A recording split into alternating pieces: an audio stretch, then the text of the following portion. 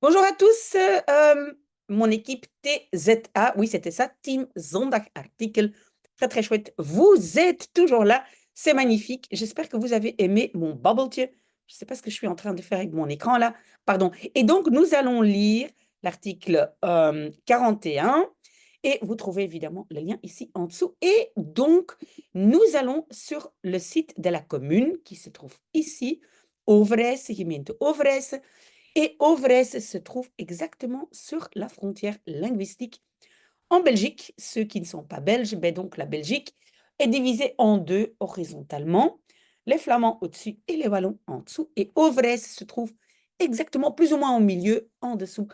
Non, au-dessus, donc dans la partie néerlandophone. OK. Nous allons faire maken afspraak, prendre rendez-vous et demander certains documents. Et ici, nous allons donc demander un changement d'adresse. OK, peut-être pas tous les mots sont intéressants pour vous, mais encore 2 secondes pour vous dire pourquoi j'ai pris un site et pas simplement un article. Ça, c'est parce que j'ai l'impression que les gens qui font des tests CELOR ben, reçoivent souvent des éléments dans ce genre. Bon, c'est une fois, la semaine prochaine, ça sera de nouveau un article. Donc, ne vous inquiétez pas si jamais ça ne vous intéresse pas. OK. Alors, donc, des demandes via le guichet, le i-guichet, hein, le i de électronique et loquette, et guichet, je ne l'ai pas marqué. Si le mot est intéressant pour vous, vous pouvez l'utiliser. Et donc, oui, utilisez le i-guichet si vous avez besoin de ben, une de ces choses-là. Une attestation, un uittreksel. Uit, hein, c'est souvent X ou E en français, un extrait. Afschrift, afschrift, ça c'est une copie. Puis j'ai quand même indiqué reistoelating minderjarigen. Oui, une toelating, c'est une autorisation. Reis, voyage, c'est simple, minderjarigen, mineur. Mais mineurs, ceux qui sont des mineurs d'âge, hein, parce que j'ai déjà eu des gens qui m'ont parlé de mineurs qui travaillent dans la mine. Hein. Bon. OK, alors, uittreksel, ça c'est encore uittreksel, extrait de, oui, peut-être strafregister. C'est intéressant, c'est le casier judiciaire. C'est donc le registre des punitions en néerlandais. Het strafregister. D'accord? Goed gedrag en zeden, ça c'est bonne vie et mœurs. Je ne l'ai pas indiqué. Si jamais c'est intéressant pour vous, vous pouvez l'indiquer. Alors, een adreswijziging. Donc, adresse, oui, mais wijziging est un synonyme de verandering, un changement. Et souvent, dans des documents un peu plus officiels, on parle de wijziging et pas verandering. OK? Changement. Meld je aan. Donc, c'est le verbe zich aanmelden. Vous voyez, ça, c'est se connecter. Ou bien, si on n'est pas encore inscrit, c'est s'inscrire. Mais donc, c'est bien ce qu'on fait aujourd'hui. Souvent, on le fait avec le It's Me. Hein, vous voyez, c'est donc vraiment cette application de connexion. Donc, se connecter, s'inscrire, c'est zich aanmelden. Parce que vous allez voir que la base melden va revenir très souvent. Et j'ai eu la remarque de plusieurs personnes qui m'ont dit, mais madame, ça devient très, très difficile parce qu'il y a beaucoup de verbes qui se ressemblent ou qui changent un tout petit peu avec une particule, oui. Et là, avant de continuer, je dois quand même vous dire que, voilà, vous êtes maintenant à un niveau vraiment déjà assez élevé. Donc, si vous avez un verbe, par exemple, aanmelden, vous devez forcément écrire en dessous des phrases qui représentent la situation dans laquelle on utilise ce verbe. Parce que très souvent, c'est un certain mot qui va ensemble avec un certain verbe. Et ce n'est pas seulement savoir, oula, qu'est-ce que ça veut dire? Non. C'est en français, dans toutes les langues, c'est comme ça. Certaines, on va dire, ce ne sont pas des expressions, mais des façons de dire, et donc certains mots qui prennent toujours certains verbes. Donc, aanmelden, vous devez alors écrire certaines situations. Désolée pour tout ce blablatage, mais donc c'est se connecter, s'inscrire. OK?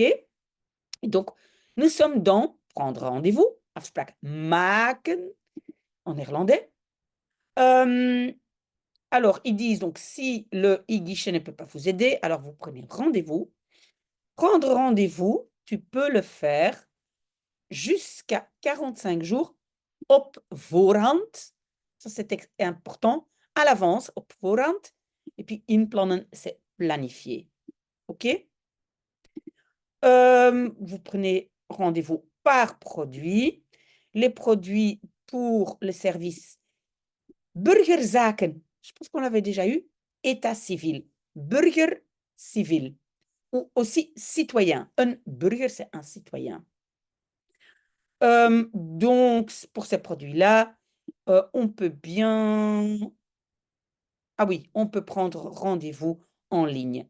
Est-ce que vous avez remarqué la construction passive? Kunnen worden gemaakt. On peut les prendre. Construction on pour la construction passive en français. Si vous ne savez pas de quoi je parle, dites-le moi, mais je l'ai déjà expliqué. Donc, voilà, bien faire attention à ça. OK, vous ne trouvez pas ce que vous cherchez. Alors, vous cliquez dans étape 1 sur toutes les activités, blablabla. OK. Prendre rendez-vous auprès du omgevingsdienst, c'est le service de environnement. De omgeving, c'est l'environnement. À cause d'un problème technique, donc, auprès du module rendez-vous, pour l'instant, momenteel, tu ne peux pas prendre rendez-vous en ligne auprès de, voilà, omgevingsdienst. Téléphonisch. Oui, je sais très bien. Vous allez me dire, mais pourquoi est-ce que j'ai mis en rouge téléphonisch? Vous savez très bien que c'est par téléphone. Mais pour éviter de dire tout le temps per téléphone en néerlandais, hein, parce que par téléphone, c'est per téléphone. Mais c'est beaucoup plus joli, téléphonisch, l'adjectif, OK? Et niet per téléphone. Même si per téléphone, c'est aussi correct.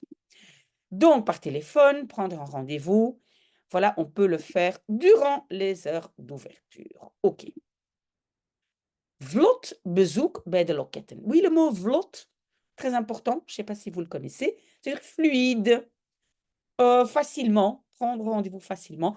Vous pouvez aussi dire, si vous parlez déjà néerlandais assez couramment, vous pouvez dire ik spreek vlot Nederlands. Hein. Vlot, on peut le dire aussi pour le trafic, hein. Het gaat vlot. Mot important. Nous demandons votre attention pour quelques mesures qui leiden tot, mener à. Die leiden tot een vlot bezoek. Donc, un bezoek, une visite, on va dire facile au guichet. Mais donc, le verbe leiden tot, mener à. Oui, je vois que j'ai écrit une faute là. OK. Meld je aan het onthaal.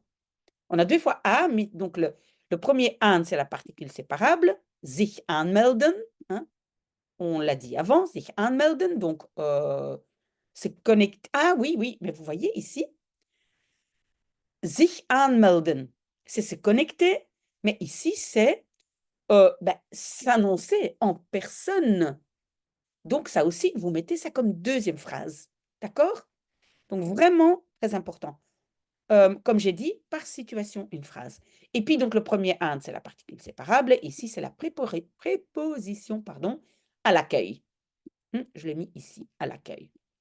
OK, nous continuons. Donc, oui, un collaborateur de l'accueil zal nagaan. On a encore un verbe comme ça. Je sais que, en fait, c'est quoi le problème avec ces verbes? Nagaan. Ça semble facile. Ah oui, gaan, c'est aller. Le petit na, ça veut dire quoi? On a donc énormément de variations avec des verbes de base et la petite particule. Et beaucoup de gens me l'ont signalé. Ici, nagaan, c'est vérifier. Donc là aussi, vous écrivez le verbe nagaan et vous écrivez une phrase par situation, on va dire. Donc, nagaan, c'est vérifier. Donc, il va vérifier si vous avez un rendez-vous. Et si vous avez un rendez-vous, qu'est-ce qu'il va faire? Le collaborateur, il va je doorverwijzen. Door, c'est le rediriger. Hein? Il va vous rediriger. D'accord? Donc, vers le guichet approprié, le guichet juist, hein, le correct, on peut dire. Des paiements éventuels gebeuren, se passent uniquement de façon digitale et pas en liquide. Si vous ne savez pas que contant est en liquide, on peut aussi dire cash, vous notez. OK? Comment est-ce que je peux déplacer ou annuler un rendez-vous? Donc, verplaatsen, déplacer. Je kan onverwachts. Ça, c'est un mot qui est très, très bien. De manière inattendue. Soudainement, oui. Si maintenant, on a un bon exemple ici. Si maintenant, vous mettez uniquement pour onverwachts, soudainement, vous allez l'utiliser dans des situations qui ne sont pas appropriées. Parce que soudainement a aussi quelque chose de... Oui, en fait, je ne sais pas très bien, mais n'implique pas toujours en français de manière inattendue. Et en néerlandais, on a vraiment ce verwachten, s'attendre à, onverwachts. Ah, je ne m'attendais pas à ça. Dat is onverwachts.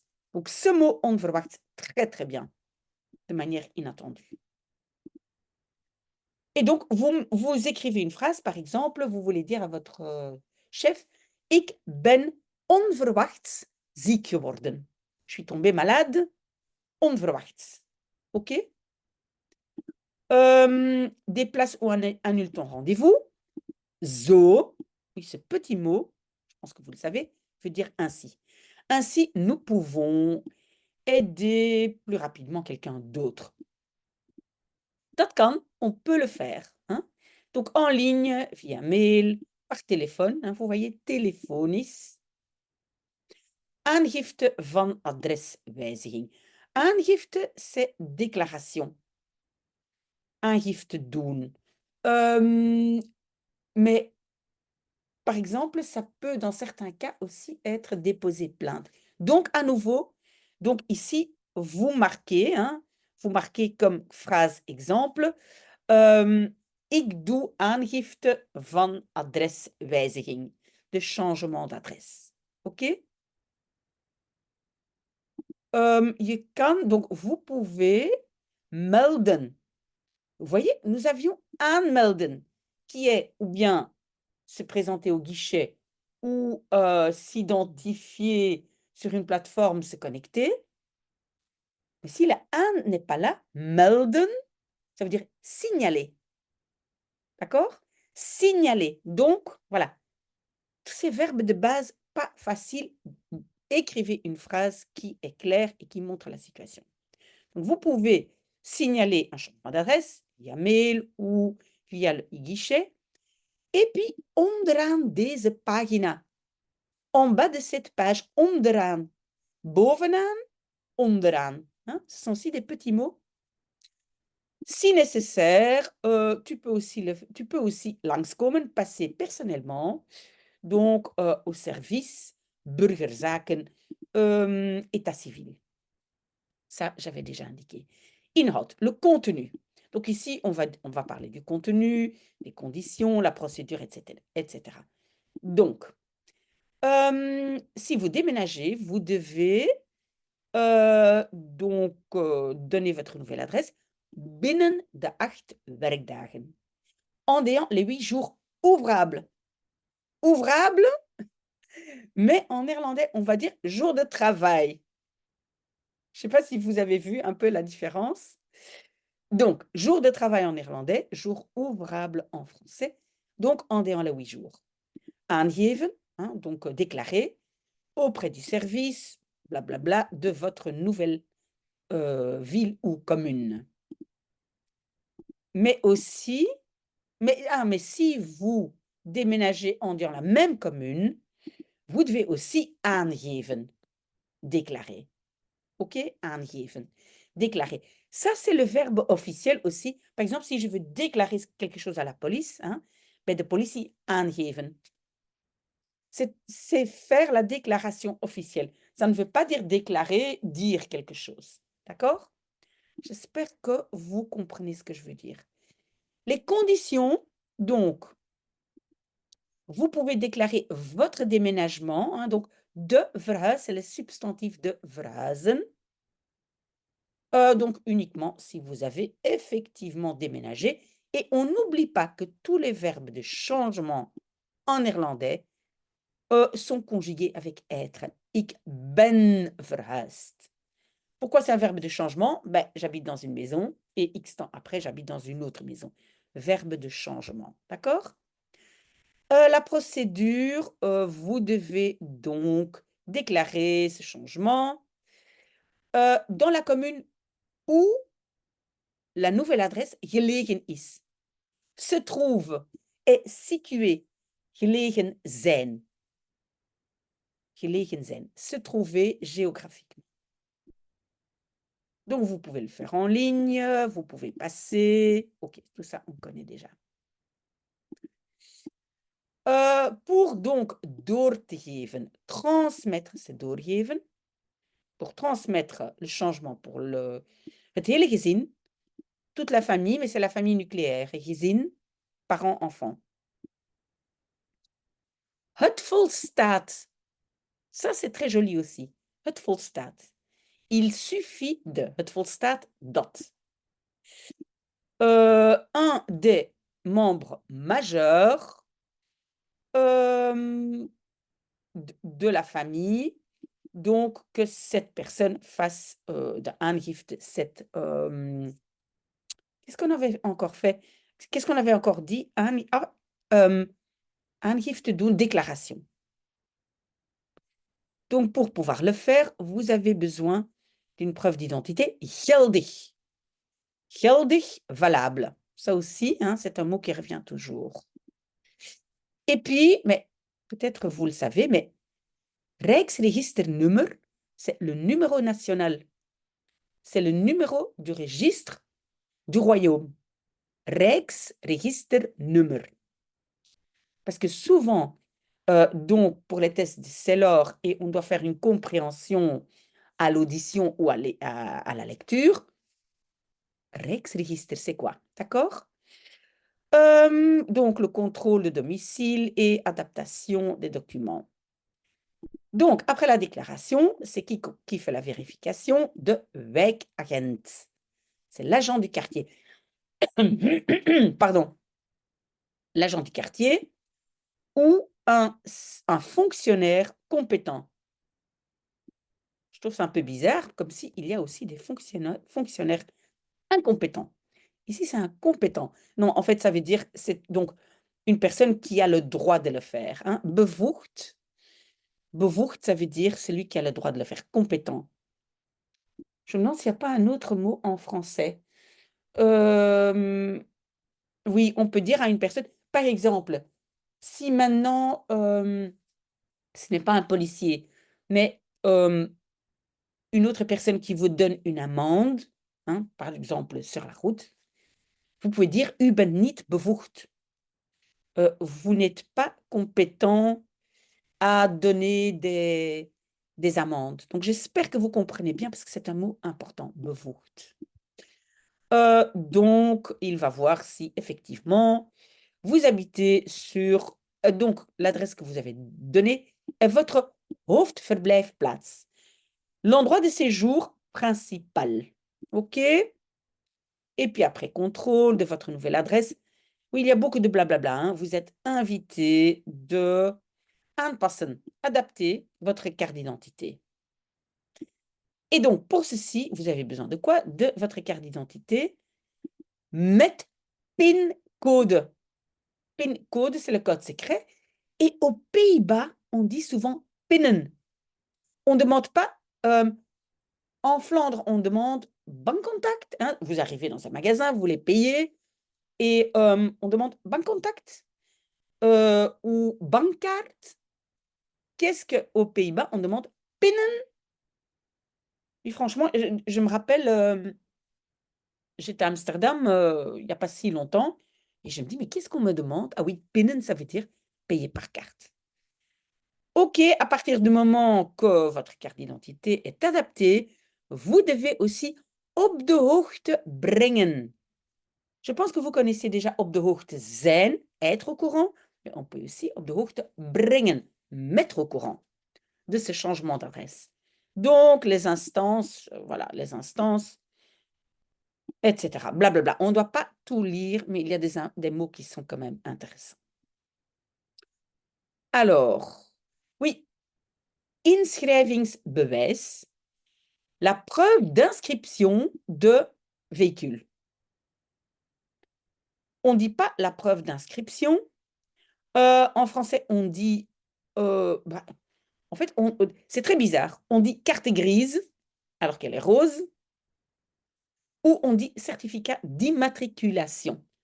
D'accord? Mais on va aussi avoir un autre mot pour ça. Bref. Donc, le changement d'adresse moet niet langer. On ne doit plus le faire. Niet langer, ça veut dire ne plus, hein, ne plus longtemps. On ne doit plus le faire sur le donc, inschrijvingsbewijs, donc la carte grise de votre véhicule. Et puis, donc, un synonyme de inschrijvingsbewijs, c'est kentekenbewijs. Kenteken, c'est l'immatriculation, c'est la plaque. Kenteken. Et bewijs, preuve. La preuve de la plaque, de l'immatriculation. C'est comme ça qu'on le dit en néerlandais. Et donc, et ça je ne savais pas que, donc, vermelden va indiquer, donc ce certificat d'immatriculation va uniquement indiquer l'adresse dat geldig was, qui était valable au moment de la uitgifte délivrance. Donc le uit, c'est parfois ex ou e ou d. D'accord? Ça, c'est intéressant à voir. Ça vient du latin. OK. Wat meebrengen? Qu'est-ce qu'il faut prendre avec? Qu'est-ce qu'il faut avoir sur soi? Hein? Meebrengen. Voilà, carte d'identité électronique et code PIN, code secret. Est-ce qu'on a encore beaucoup? Non, on a presque fini. Domicile pour mineurs. Donc, qu'est-ce qui est important? Donc, il faut certainement vermelden, il faut mentionner, indiquer een rechterlijke beslissing, une décision judiciaire. Rechterlijk, et j'ai vu qu'un peu plus bas, on a dit gerechtelijk. Gerechtelijk, c'est aussi la même chose. Gerechtelijk, ça veut dire par le tribunal. Rechterlijk, judiciaire. C'est pas important cette différence. Les deux veulent dire judiciaire. Donc, voilà, ça peut être acte notariel ou, et ça c'est un mot important, onderlinge overeenkomst tussen beide ouders. Donc, le commun accord ou l'accord commun, hein, de onderlinge overeenkomst. Ça, c'est un terme qui est, voilà, qui est utilisé officiellement. Donc, c'est un accord qu'on a eu entre deux personnes. Onderlinge overeenkomst. Ça peut être pour l'achat d'une maison, ça peut être pour... Voilà. Ici, on parle, je pense, de la garde des enfants des parents divorcés. Donc, onderling, ça veut dire mutuellement entre deux personnes. Et met betrekking tot. Concernant. En ce qui concerne. Ça aussi, c'est important comme petite expression. Donc, adresse de domicile du mineur. Et puis, voilà, ce sont toutes les façons possibles de garde des enfants. OK. Et alors, encore des documents indien van toepassing. Si d'application. Ça aussi, c'est une formule un peu importante, intéressante. OK? Indien van toepassing. OK, OK, on a eu tout ça. J'ai encore, voilà, il y a encore ça, c'est pas beaucoup. Et qu'est-ce que j'ai pris là-dedans? Neem een kijkje op. Jette un coup d'œil sur, ou jeter, mais en néerlandais, vous le savez, le tu, le vous, hein? Donc on va autant dire jette un coup d'œil ou jeter un coup d'œil. Peut-être ici, je peux aussi dire jeter un coup d'œil, ou jette un coup d'œil, mais en néerlandais, on ne fait pas la différence. Sur le site là, et voilà, c'est tout. Voilà, peut-être, je ne sais pas, je me sens un peu coupable, peut-être, voilà, ce n'était pas ce que vous cherchiez. J'espère quand même que ça a été intéressant pour certaines personnes, mais nous allons, maintenant je vais préparer votre devoir et ce sera à nouveau un article et si vous avez des commentaires, si vous voulez autre chose, si vous avez envie d'un sujet bien particulier, n'hésitez pas, je vous écouterai. Voilà, très très bon dimanche. À tout de suite pour le devoir.